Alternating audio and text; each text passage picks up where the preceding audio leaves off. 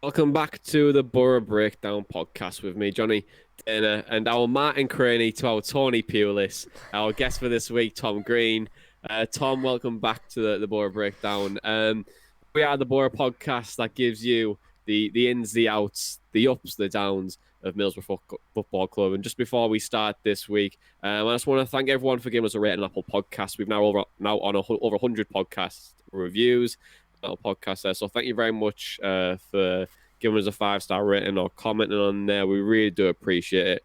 But also, if you're not following us on the podcast apps or on YouTube, make sure you hit the follow and subscribe button on there and make sure you don't miss out on any podcasts or any content that we post. So let's chat about the Borough. And well, what a reaction from Wednesday night. 3 goals in the first half, 2 from Dunc and Watmore, 1 from Marcus Tavernier, which give Borough a 3-0 win over Millwall to move Borough back to 9th in the championship table. Dan, I'm going to kick things off with you. It's the first time since the 18-19 season against Sheffield United where Borough have scored 3 in the first half and win 3-0. How impressed were you with Borough's display yesterday? It was a big turnaround, wasn't it?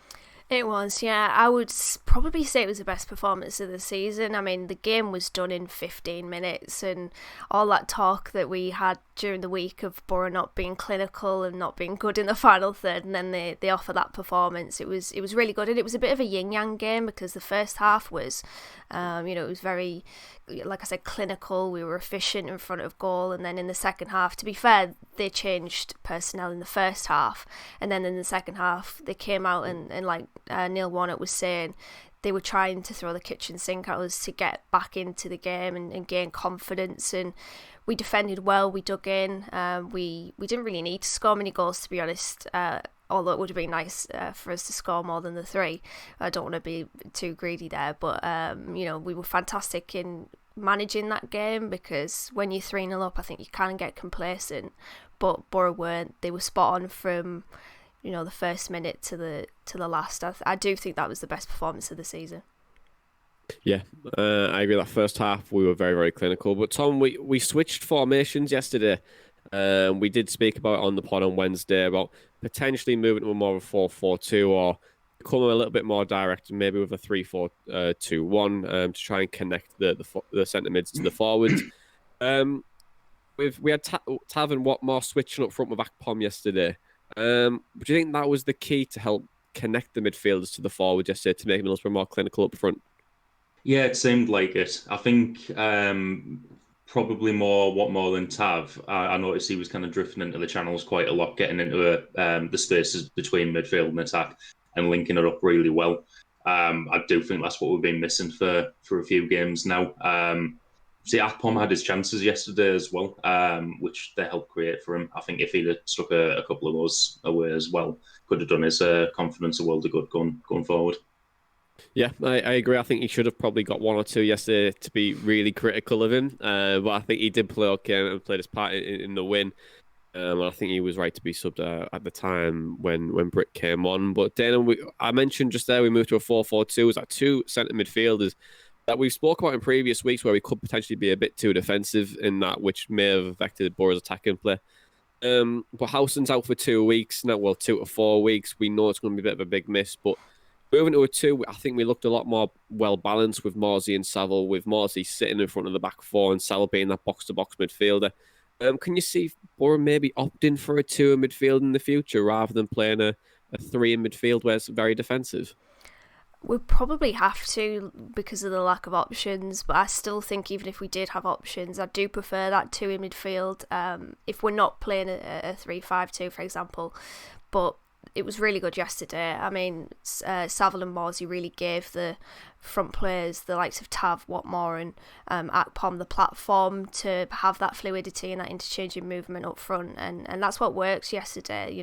They had that solid foundation and it just really allowed the forward line to thrive. And I do like that midfield when Jonny Howson is back of him, Morsey and Saville. But Elliot said it on the podcast that on Wednesday, that it could be a blessing in disguise that Jonny Howson is out so that we can change formation, and it did force Neil Warnock's hand there to switch it up. And I don't usually like us playing, with 4 defenders, because I do think we're suited more to 3/5, but we did really well yesterday. And to be fair, we probably will end up sticking with the 2 in midfield, I would imagine, unless you want to maybe drop Marcus Tavernier into a midfield position. But it really worked yesterday. I thought the midfield was really good. I'd agree. It's so easy to agree on a lot of things today, isn't it? We don't normally have like the comments in the play. It's like we're all saying very similar things. But what do you think was the difference yesterday? I know we were clinical going forward, and I think it's the first time we've scored a 3 in 10 minutes in a long, long time. But what do you think the actual difference was in terms of performance, rather than from against Stoke and Preston? Seemed to be a little bit more urgency about us, a bit more, winning that second ball, being a bit more aggressive. Do you think that was a difference on Saturday? Yeah, definitely. And I mentioned it after the Preston game that we are far too predictable going forward. It's just the same rinse and repeat sort of tactics that we have going forward. And we gave Millwall a lot to think about with like I said, the interchanging movement of Watmore and Tav. I was having a look at their positions. Obviously, they were switching, and Tav was quite central, even though he was out wide. And when you have that sort of system and you have that tactic, it does keep the opposition players guessing, because they were picking up those spaces, those areas of, those holes in behind the defence.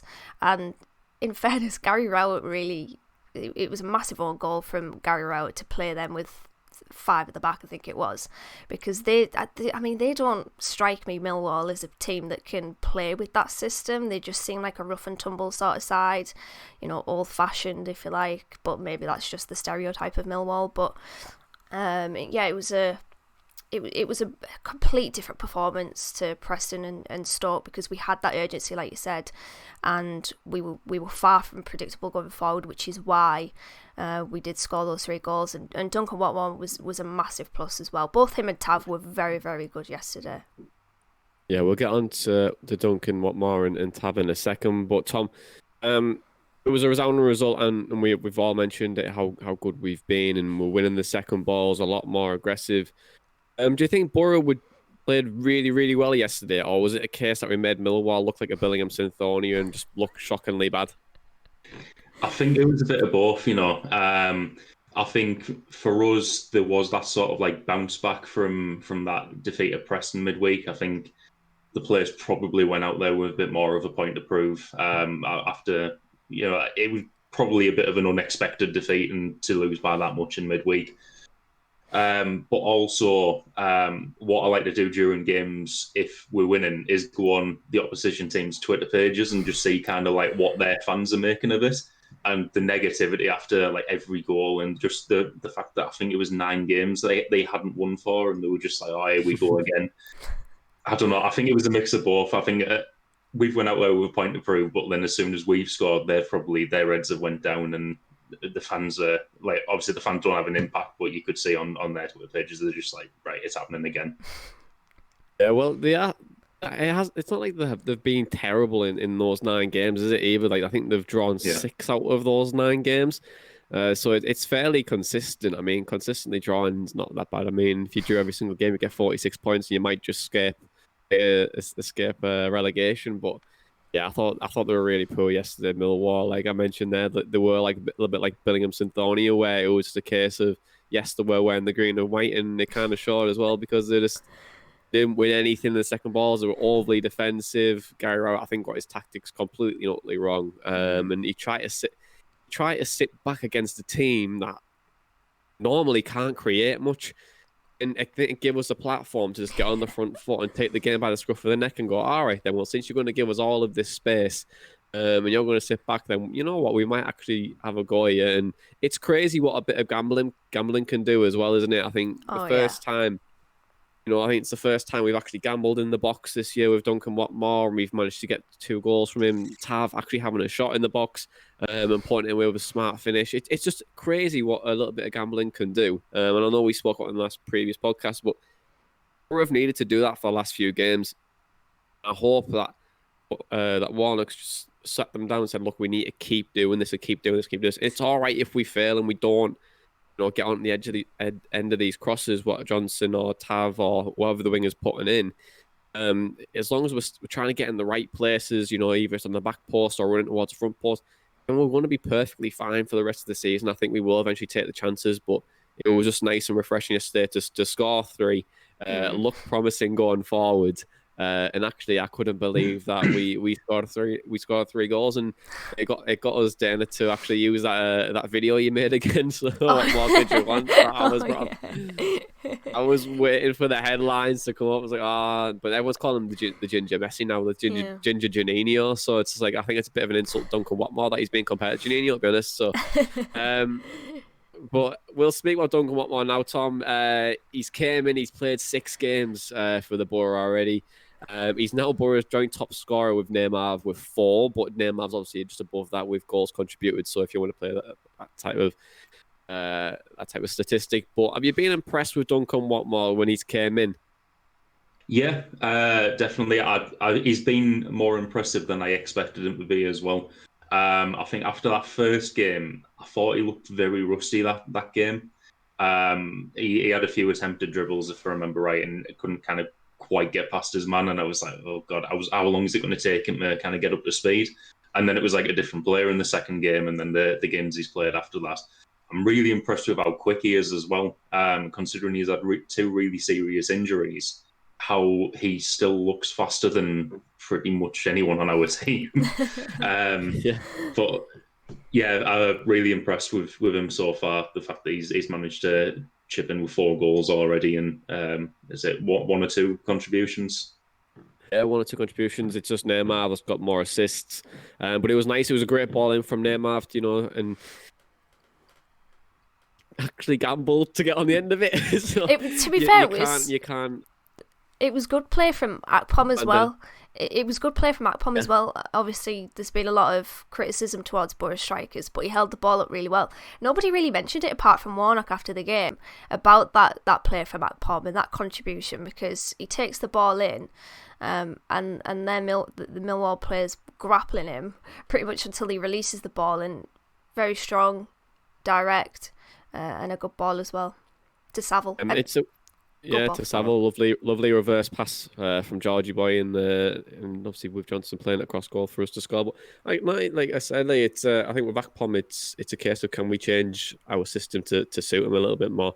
I still think it's hilarious. It's quite funny that once Akpom's got a player with him, his performance seemed to be a lot better, and he was in the play a lot more, and he wasn't coming short as much.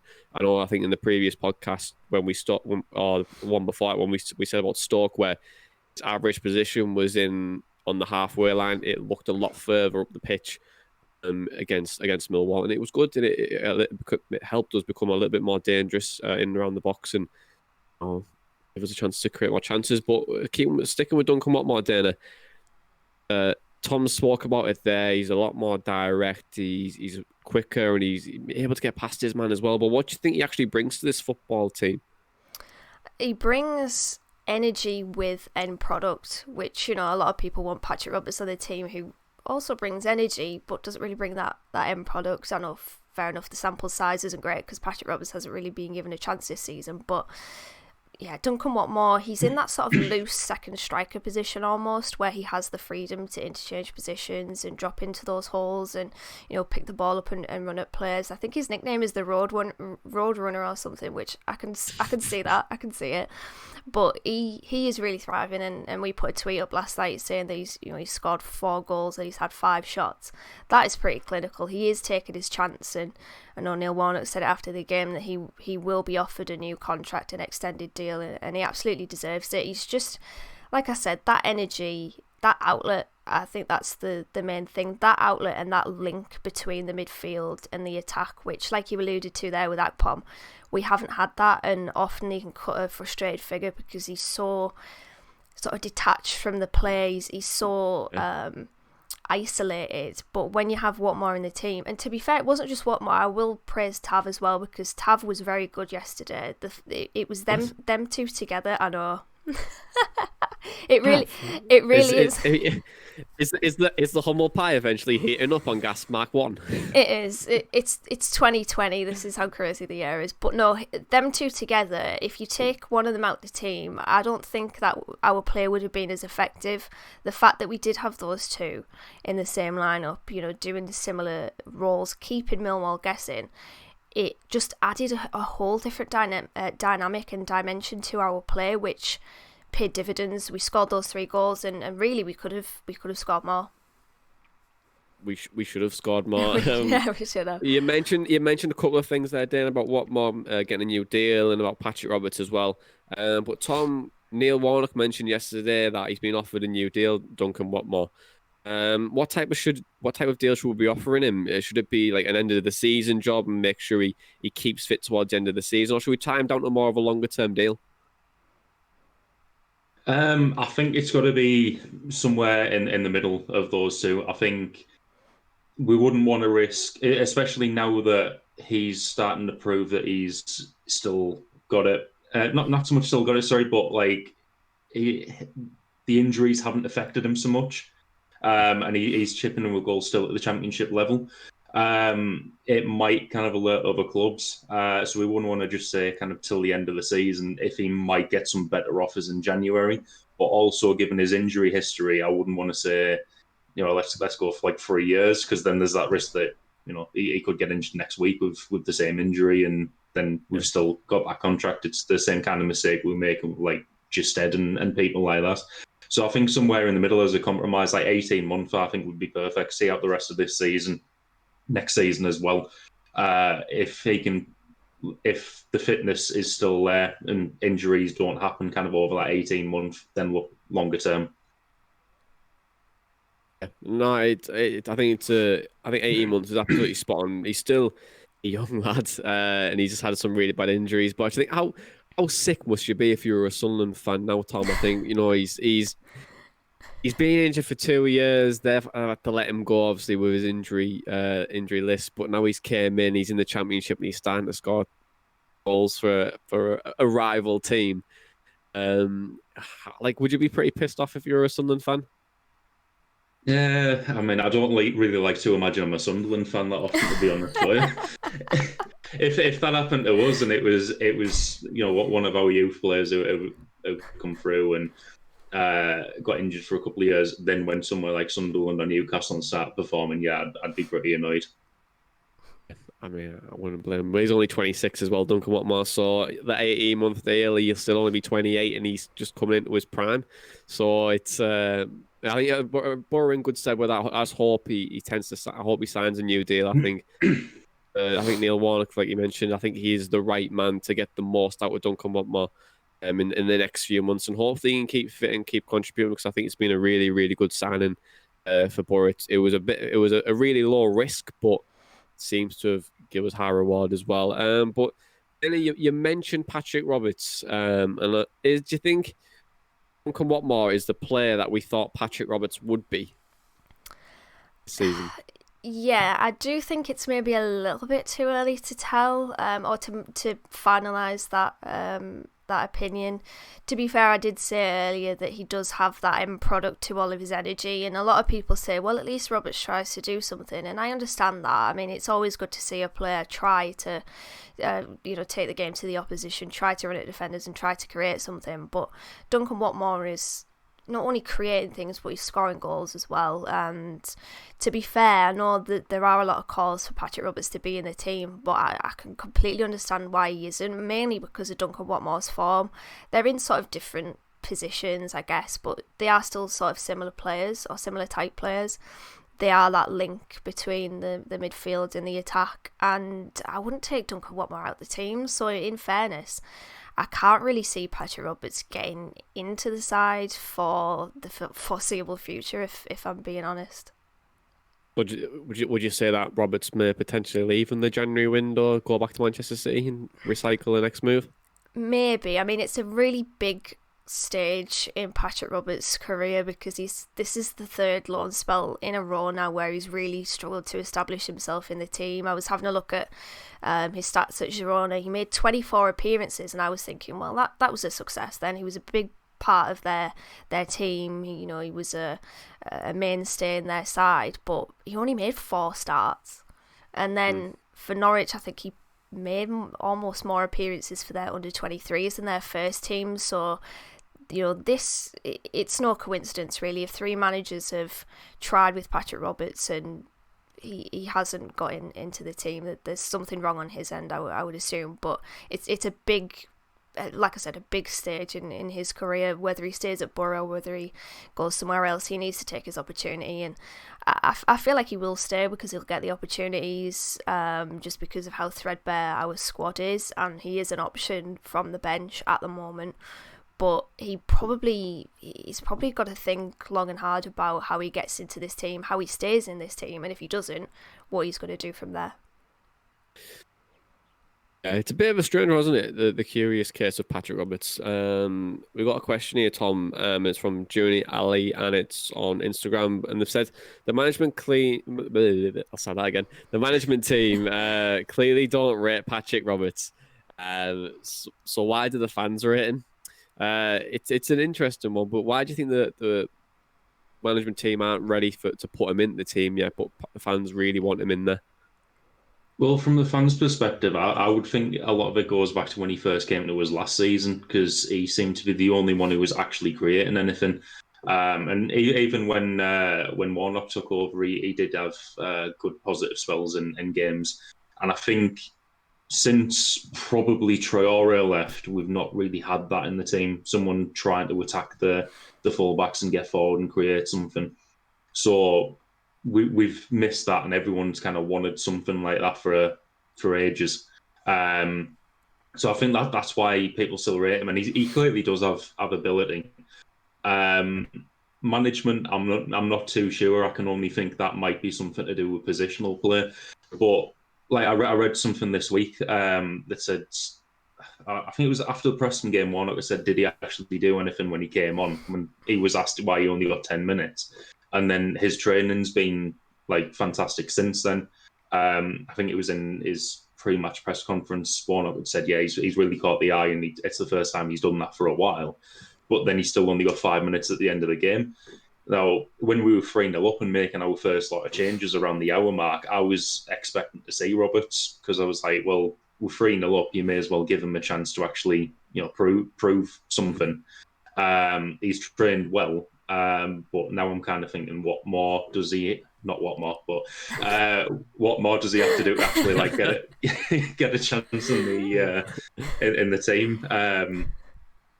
I'm not too sure, to be honest. I can only think it must be something positional or tactical that he's not doing. It's an interesting one, isn't it? It's an interesting one. I think he does have the quality there. But it could be a case of, does Warnock see him as a starter, or does he see him as a more of an impact player when he comes on? Some players are just better suited to the bench and then to come on rather than starting again. It could be one of those things, but me, I do think that he needs to have a run of games in the team. I think sometimes when you come off the bench consistently, you're only getting 5, 10, 15 minutes. It's hard to make an impact sometimes, and it's very. He's only really used when chasing the game and we're trying to create something out of nothing. Sometimes we need that, but I think Tav's done very, very well this year in terms of keeping him out. He's been very, very diverse, and we'll come on to that in a second. But I think Roberts does need a chance in the sides. But you can't take Watmore out there at the minute if we're going to play a 4-4-1-1 or 4-4-2. I don't think you can do that. If you're struggling with Watmore's fitness, then you've got to maybe probably put Roberts in there and try and utilise him. I think if we're not going to utilise Patrick Roberts, then there's no point in being here. I know it says with the squad's threadbare, but it's pointless if we're not going to play him. He's got probably a decent salary when we're paying probably half of that wage, and it's like, well, get rid of him, get rid of the wages, and can we potentially bring in a Yannick Balassi or Grzycki where we might be able to afford the wages and get more time out of them on the pitch? So I think it's a difficult one for the club to manage at the minute, but I would like to see Roberts more. But if we're not going to play him, then I think we just should just shake hands and let him go for the best of his career and hopefully kicks on for that. But Roberts has to be selfish on that front. Yeah, it was interesting yesterday that he only came on really because Dijksteel was taken off because Neil Warnock wanted to protect him. So would he even have got on if Warnock hadn't done that? Because obviously he brought Roberts on and pushed Jed to right back. But it is a real head scratcher with Roberts because to answer your question that you asked Tom, he always seems to pass the eye test, to put it in FPL terms, but not all the time do we see those players give an attack in return. And everybody always says, like I mentioned earlier, that he tries. Well, at least he's trying something. But how long can you go trying something with no end product? And we've seen and we've said on this podcast, he just tend to run into blind alleys and overrun the ball and take it too far and make the wrong decision. Now, there's no doubting that he's got quality there, but like I mentioned with the loan spells, this is the third one now, and you do have to pose the question about Roberts himself. What is he doing? Is it his lack of of fitness? Yeah, attitude. I mean, just what Tom was saying there about Neil Warnock's comments. He said, in fairness to Patrick, he's trained very well this week and I've been pleased with him. That's the first time for a while he's caught my eye. Hopefully the penny has dropped. Like, I can only take from that it's an attitude problem, or that he's, I don't know, there's something wrong there, that maybe he's not confident enough, maybe he's believing his own hype, I don't know. It is really the curious case of Patrick Roberts. It really is, but I think it'd be interesting to see if he comes into the team midweek against Luton. I think like it could be a good game for him, just playing behind Britt or something, like, you know what I mean? Play him in that 1-1. If Watmore's not 100%, I feel like that would be a good position for him to really thrive in, really, because really all he has to do in that game is probably look out for their number 4, playing more of a defensive midfielder, play 5-10 yards off him. It's very, very easy to pick up the space from there and just try and play Britt or Akpom in. I feel like, I know it sounds ridiculous me saying that on a podcast, and I'm not a professional footballer, so it's like it's hard for me to kind of like comment on that. But it just in terms of if I was Roberts in that case, I'd be looking to play off the number 4, try to create the space for the striker to get in the box, because if Britt wants that ball in behind, then you've got someone there to probably connect it. But Denny, you mentioned Anthony Dijksteel, and if Roberts wouldn't come on, Roberts wouldn't have came on if it wasn't for Dijksteel, but he was back in the squad yesterday, Anthony Dijksteel. A clean sheet, which was the given.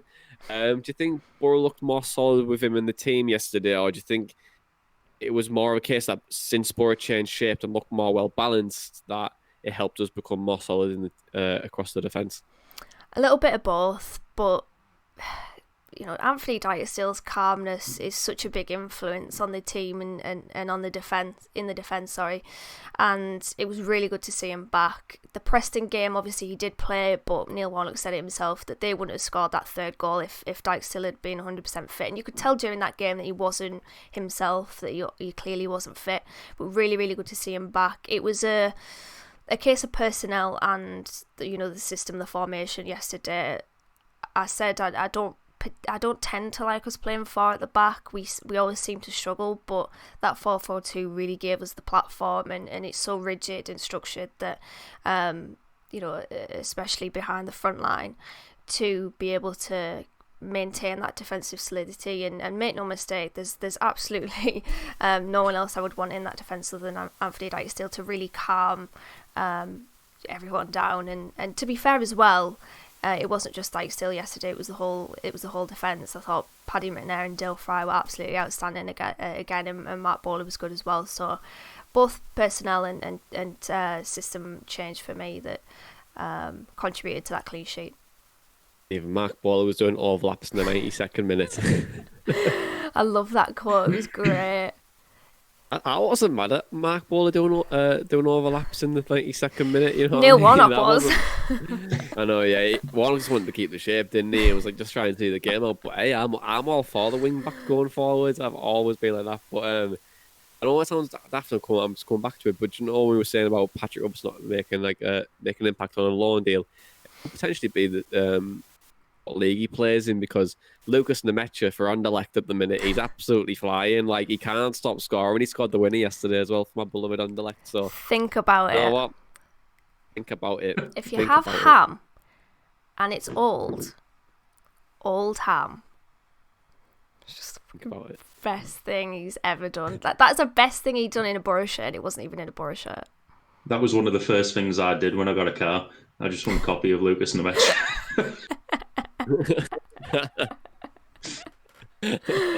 Pull up and I start don't know doing why I got them these in. pearls of wisdom on Snapchat. Maybe Patrick Roberts needs to start doing those type of things. You know, getting into his car, maybe like create an anagram or something to tell everyone to think about it. You know what I mean? Think Oh about God, it. poor Patrick. Think about it, Patrick. Think about it. But Tom Anthony Dijksteel over the last couple of games, we've really missed him, haven't we? In terms of like the games against Stoke and Preston, where we look really defensively frail, which is crazy to think about, given how good our defence was before the international break. We had the best defence in England, and then we just can't stop conceding now.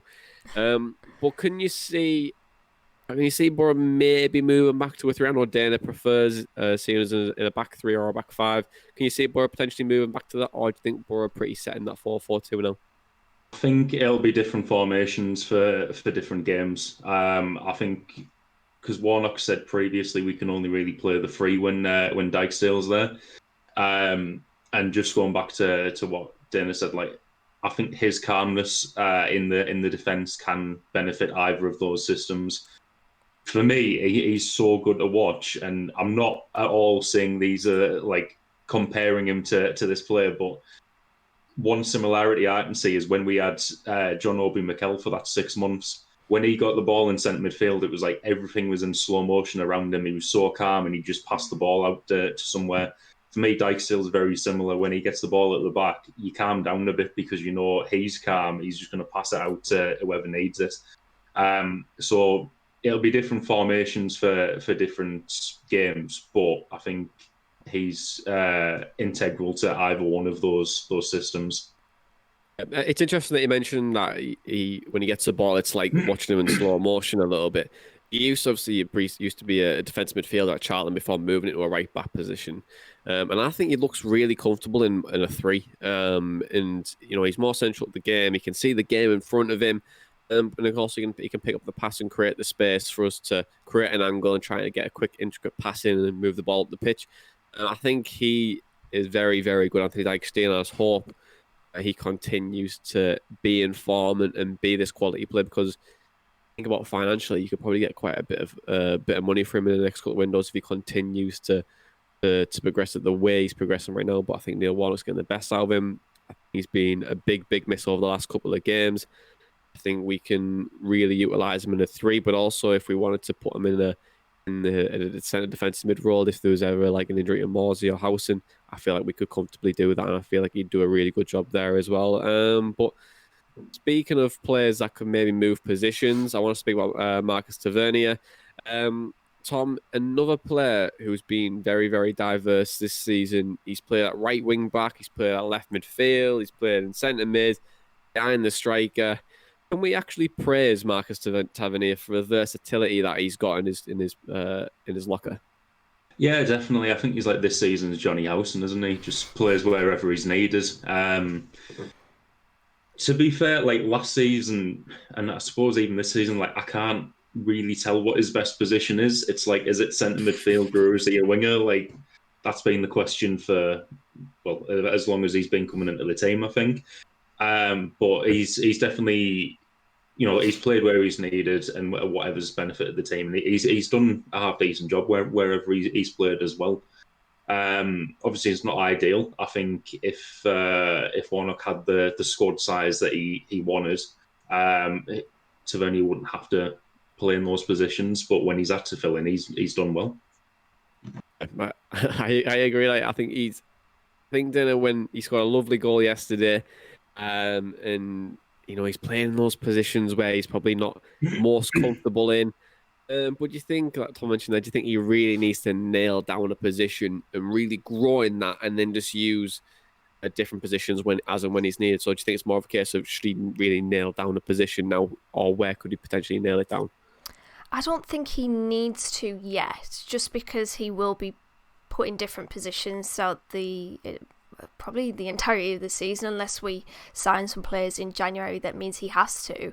But I do like Marcus Tavernier out wide. I've said it before. I just prefer him out there. He looks better there. That he can cut inside and he can get a shot off like he did yesterday. He can buzz around and he does a really good job defensively.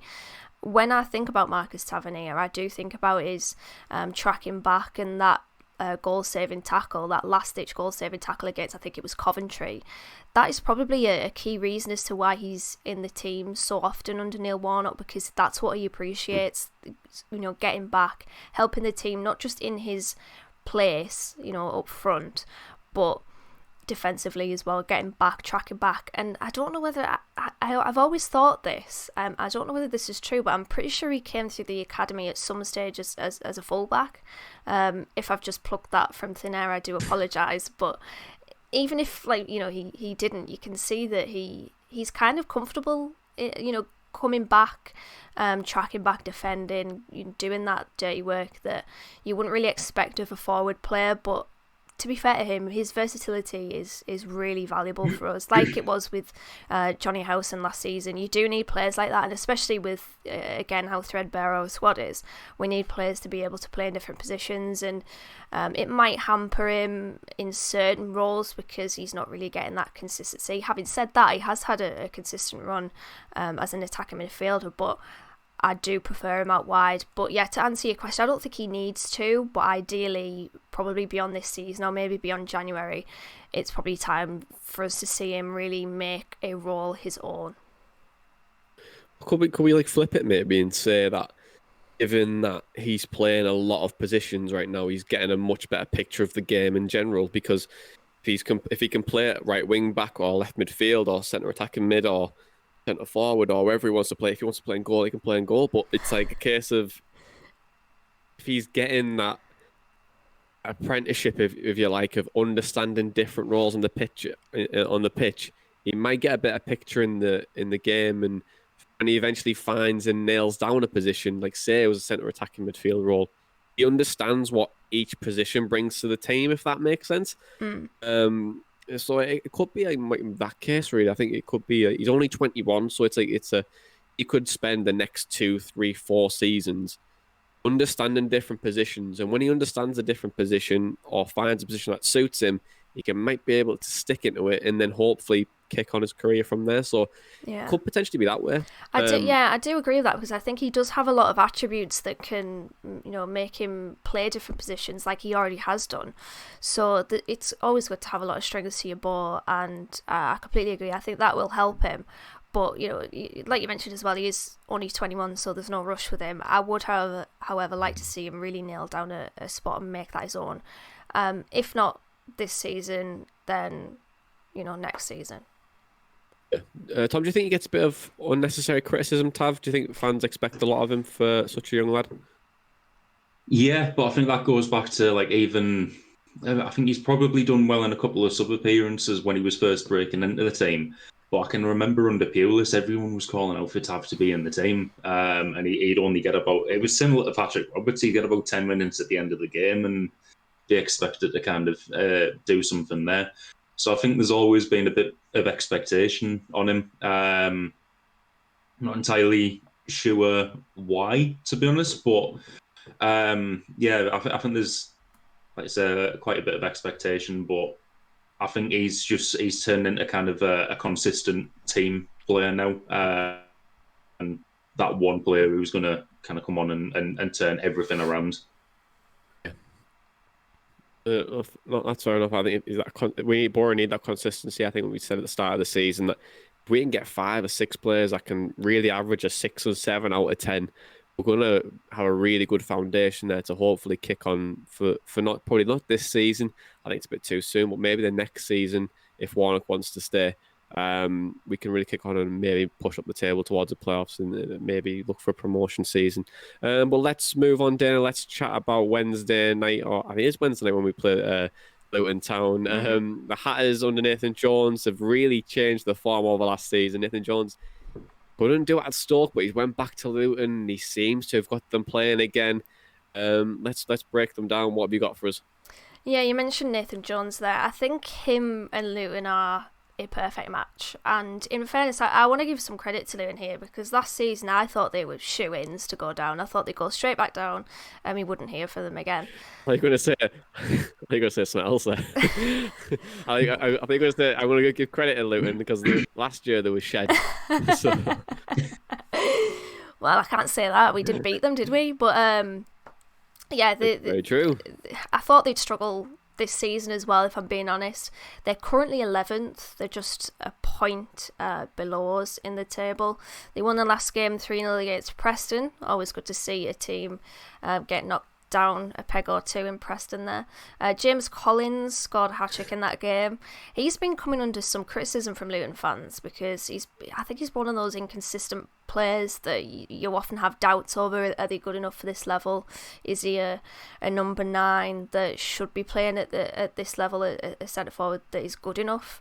But he scored a hat-trick against Preston, a very good hat-trick as well it was. And I was looking, this is a really interesting little fact here. I was having a look at their squad, and a lot of them have rode with them before their championship days. So Shea, Potts, Rhea, Cornick, Collins, they were all with the club since League 2. Moncur, Bradley and Pearson since their time in League 1. So their style of play is a little bit mixed, but their key influence, I think, is Nathan Jones, and is that team spirit. He's really got them embedded into a real team philosophy that is taking them through games this season. He managed his 200th game at the weekend, and that was his 100th victory, and he just seems to bring a lot of confidence in the players. And from the outside looking in, they do appear to have a really good team spirit. They completely outplayed, outfought and outrun Preston. And they definitely deserve the win. A lot of Preston fans were doing that good old, we should be beating teams like Luton. But this is the Championship. You get teams that, you probably do expect to beat them, but you never do. And exactly like last season, us against Luton, I certainly didn't expect it to be 3-3 at the opening game of the season. I thought it'd be 3 or 4-0 to us, even though we don't score goals. I thought we would tear them apart, and we didn't. So it will be a tough game. I certainly don't expect them to be any pushovers. On Wednesday, I know they're not at home. If they were, they would have that home advantage because they are allowed fans in. But yeah, a game that I'm quite interested in because I tried to look at their forums to see what their fans are thinking, but honestly, I literally felt like I was going in a time machine trying to look at some of those websites. Honestly, it was like going back to 2003, but yeah, quite interested in this game. It is an interesting game, but Tom, Nathan Jones, he took a job at Stoke when he probably shouldn't have. He's gone back to Luton now. But what do you expect from Luton this year? Do you think that Nathan Jones is going to probably get them as a mid-table side, or do you think they're going to be still scrapping towards the bottom end of the table? Yeah, I think potentially he could kind of build on last season for them, and it does look like that's happening already. I know by the end of last season there was us, Barnsley, them, possibly Stoke, all kind of fighting it out, just trying to stay up. But it does actually seem like they're close to establishing themselves as just a championship club this season rather than relegation candidates. I think it's going to be a really, really tough game for us. I really do. I think it's going to be a case of I know it sounds really cliche, this, and I'm going to sound like Tony Persons. I look like Tony Pulis today as well with my cap on and my fleece, but it's I honestly think it's going to be a game of who wants it more. And that sounds ridiculous, but I think with their 4-3-3 in formation, I think they're going to make it really, really difficult for us in the midfield and try and utilise the extra man if we keep going in that 4-4-2. I think they're going to try and press us and really kick the lump out of us, to be honest, to see who wants it more. I think they can come to the Riverside with absolutely no pressure on them at all. They're doing quite well this season. I think Nathan Jones, like you mentioned there, Denny, he's got a good team spirit there, and they're playing good football at times. They're getting in around with the full backs as well and using the overlap quite well. But I think it could be a really tough game for us. But let's move on to the predictions. Do you want to go first? What are you thinking? Think the Boro win, draw, lose? Game abandoned? What are you thinking? Game abandoned. To be honest, I'm feeling a 1-1. I really don't think Luton are going to be pushovers. I think they're very good on their set pieces. I was having a look there. They've got, We saw Sonny Bradley when we had the hospitality against Luton. He was massive. He was huge. So yeah, I thought it was just a bottle of wine. Well, it might. Have I drank too much of this? It might have been for Elliot, but no, I think it's going to be a tough game. I reckon a 1-1. 1-1 for Dana. Tom, what are you thinking? I'm going 2-0 Boro win. I'm going that just because I think we should avenge what happened last season. That 3-3, obviously no one expected it. And that 1-0 loss at home to them, where it was like that scuff shot into the bottom corner, was one of the worst games of football I have ever watched. It's up there with Barnsley away last season as just an absolutely terrible game of football. And it was Woodgate in charge for both Luton games last season, so I'm looking forward to seeing Warnock turn it around this year. I think going back to that first game of the season, everyone was buzzing after that, and Wing pinged the top bins, and when Britain obviously missed that penalty where it nearly hit the roof of the stadium. We should have really won that game, to be honest. We won it comfortably as well. Sky Sports, we were comparing Wing to Prime Beckham during that was the way it hit that goal into the top corner. It's funny how things change, isn't it? It's funny. Like, we all thought Anthony Dijksteel was never going to be a footballer, and now he's great. Mark Bowler just didn't get a look in. Now he's instrumental left wing. But yeah, even Lewis Wing, can't even get a look in now. But yeah, I agree with you though, Tom. Those two games of the Luton one and the Barnsley game, both absolutely dreadful. I'm so glad I couldn't remember much of the Luton game. Because, the hospitality, but all the Barnsley one, Jesus Christ, mate. I think the best part of that game was when at the start of the game we all started singing Sweet Caroline. That was probably that was the highlight. Apart from that, it was absolutely dreadful. I'm going to go with a 1-0 win, I think. I do think we'll edge it.